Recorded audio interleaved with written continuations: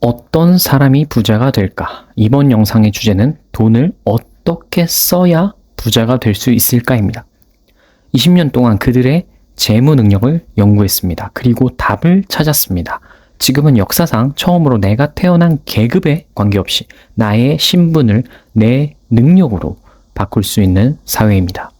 그리고 누구나 부자가 될 수 있는 사회이기도 합니다. 아무도 방해하지 않습니다. 오직 나만이 나를 바꿀 수 있습니다. 바꿔보시겠습니까? 스스로를 부자로 만들어 보시겠습니까?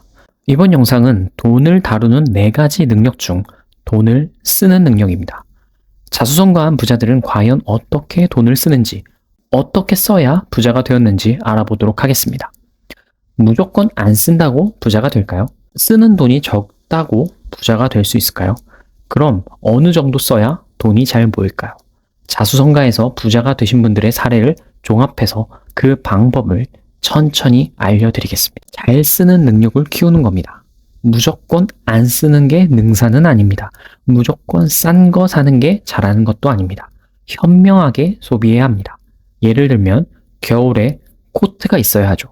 저가 코트는 10만 원 정도 합니다. 하지만 1, 2년밖에 입을 수가 없습니다.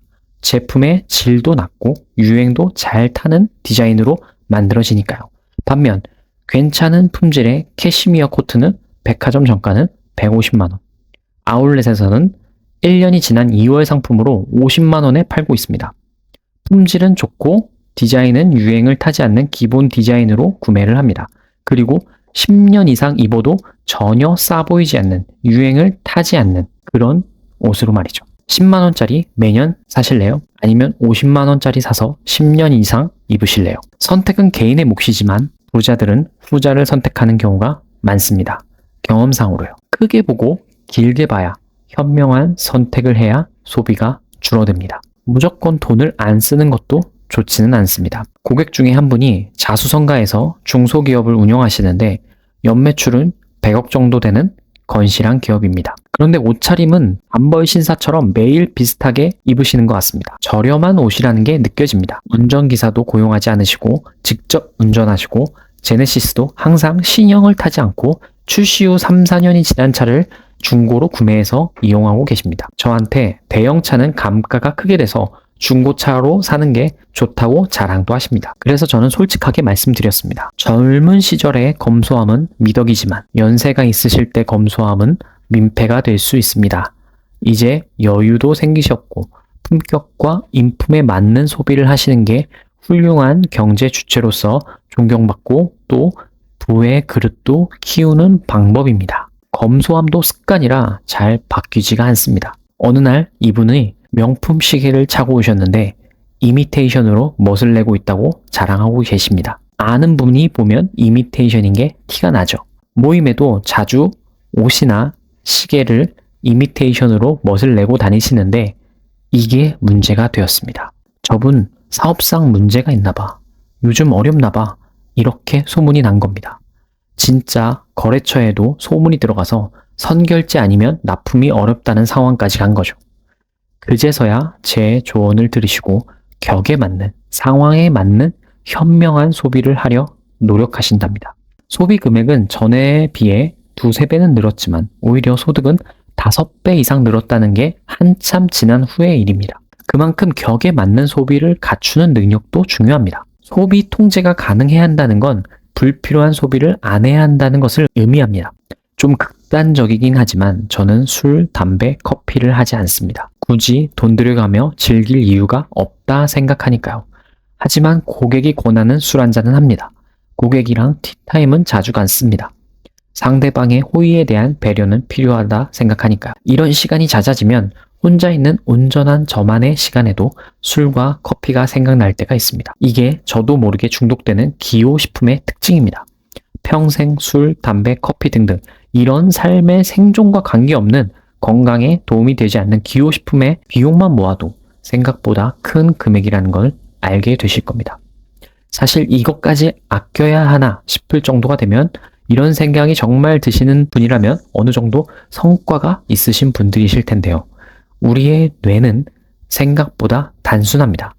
무언가를 미칠 듯이 소비하고 싶을 때 예를 들어 지금 홈쇼핑에서 마감 직전이라고 광고하는 저 가방 꼭 사고 싶다면 다른 곳에 집중해 보세요. 신나는 음악을, 좋아하는 드라마를, 영화를, 빠져드는 책을 읽어보세요. 어느새 소비하고 싶은 욕망이 사라져 있다는 것을 느끼실 거예요. 그리고 사고 싶다는 물건이 생길 때 적어도 일주일 이상 고민해보고 결제하는 습관을 들이면 구매율이 상당히 줄어들 겁니다. 충동적인 소비에 문제를 겪고 계신 분이라면 도움이 되실 겁니다. 돈을 쓰는 능력이 중요한 이유는 돈이 돌아오게 하기 위해서입니다. 돈을 어떻게 쓰느냐에 따라 그 돈이 친구들과 모여서 같이 돌아오느냐, 아님 그냥 흘러가느냐가 결정되기 때문입니다. 돈을 쓸 때도 좋은 일에 좋은 생각과 좋은 마음으로 좋은 곳에 쓰셔야 더 큰 부가 되어 돌아옵니다. 얻는 게 있으면 잃는 게 있습니다. 행운이 있으면 불운이 있습니다. 현명한 소비가 필요한 이유입니다. 과연 나는 월 소득 대비 얼마를 쓰고 있을까요? 아니 정확히 소득 대비 얼마를 다시 돌아오는 돈에 쓰고 있었을까요? 돈이란 돌고 도는 것입니다. 사람으로 치면 피와 같습니다. 피가 고여 있으면 썩어버립니다. 죽게 되겠죠.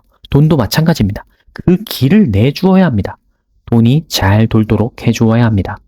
하지만 출혈이 생기면 안 되겠죠.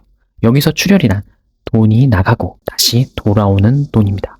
예를 들면 단순히 쾌락을 위해서만 쓰는 돈, 즉 유흥비나 술, 담배에 쓰는 돈은 다시 돌아오지 않습니다. 다시 돌아오는 돈이란 나의 마음이 충분히 있음을 느끼고 내가 누군가에게 도움을 줄 수 있음에 감사함을 느끼고 쓰는 돈, 진심으로 풍족함을 느끼고 하는 적선이나 타인을 위해 쓰는 그 타인의 고마움을 느끼는 돈입니다. 또 좋은 일을 하는 기업에 대한 투자, 좋은 선행을 하는 기관에 기부하는 돈은 다시 돌아옵니다. 한번 생각해 보세요. 우리나라의 기업 중에서 가장 많은 기부를 하고 있는 기업이 어디인지, 삼성과 현대가 그렇게 기부를 하고도 왜 작년보다 돈을 더 잘 벌고 있을까요? 전 세계에서 가장 많은 돈을 기부하는 자가 누구일까요? 아시겠지만 워렌 버핏과 빌 게이츠는 거의 전 재산을 기부하고 있다고 봐도 무방합니다. 그런데도 계속 부는 늘어나고 있죠. 우연의 일치일까요? 과연 이번 달에 좋은 곳에 얼마를 보내주었는지 한번 생각해보는 시간을 가져도 좋을 것 같습니다. 금액의 크기는 중요하지 않습니다. 마음이 더 중요합니다. 베풀 수 있는 충분함을 느끼는 것에 집중해보세요. 당신에게 큰 부로 돌아올 것입니다.